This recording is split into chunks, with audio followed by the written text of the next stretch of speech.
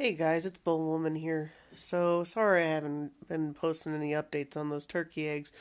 Fortunately, we got some bad news.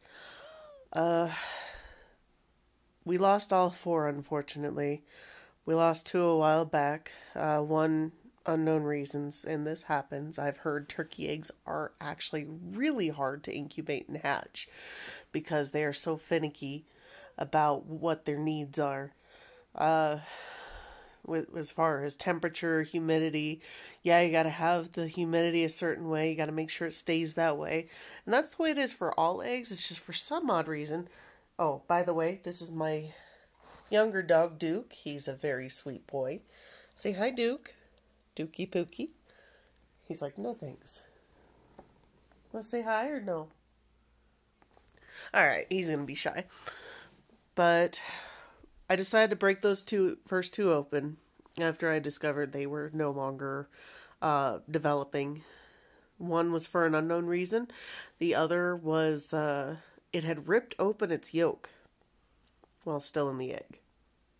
So it was kind of unfortunate that that happened. So they were gone. We had two, and they lasted so long. We tried what's called a floating candling. Basically, what you do is you fill a bowl up with some warm water. You got to make sure it's a specific warmth to make sure that you're not making the baby on the inside of the egg cold. And you place the egg gently in the water. After it settles, you're supposed to watch it to see if it moves, if it just kind of rocks and wiggles. Unfortunately, both were not wiggling. They completely stopped, and that was very unfortunate considering we had seen it wiggling in the incubator the day before. We were very saddened to hear and see that we had lost our babies. So I went ahead, opened those ones, and noticed that they had undergone a mutation of sorts. When I first candled these and they were fully looking developed in the egg, you all saw they had legs that they would kick. You could see their heads, their eyes, their beaks as they're moving about. One I broke open, it had no more legs. So it, for some odd reason, mutated during development. And this can happen as well due to crazy stuff, anytime. The other issue is the other one we checked out, and it only developed to be half a turkey. Literally had one wing, one leg. That was it. It did not form well at all.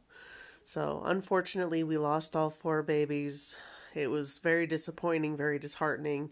That's the other reason it took me so long is we worked really hard to do our best, and we also live in a very dry climate.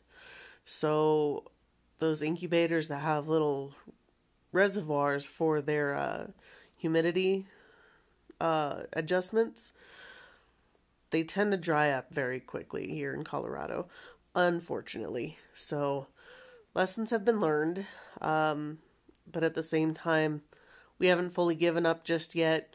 Obviously, those four are gone, but someday we'll try again, and hopefully we'll be able to get back on track.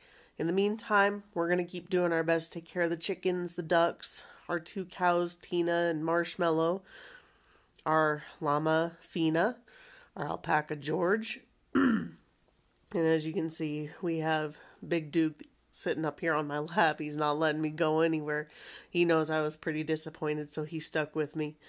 But I am very glad to have you all watching and hanging along with us here. So I'm sorry to give you guys bad news, but on crazy news, we actually had a moose here. Moose are usually in the mountains. They don't usually come out way east because we're on the eastern plains of Colorado, and moose don't normally show up here. So boy, were we in for a surprise. We actually saw that it was in our local newspaper that they finally caught that moose in Strasburg. So thankfully, it was caught by the wildlife department here in Colorado and was escorted back into the mountains. Anyways, Thank you guys for just tuning in with me. Feel free to like, subscribe. We'll try to get more video content up. Hopefully I can get some video game stuff going on here because it is farm and gaming. It'd be kind of silly just to have farm animals nonstop, but thank you guys. You've been great, and I hope to see you next time. Bye.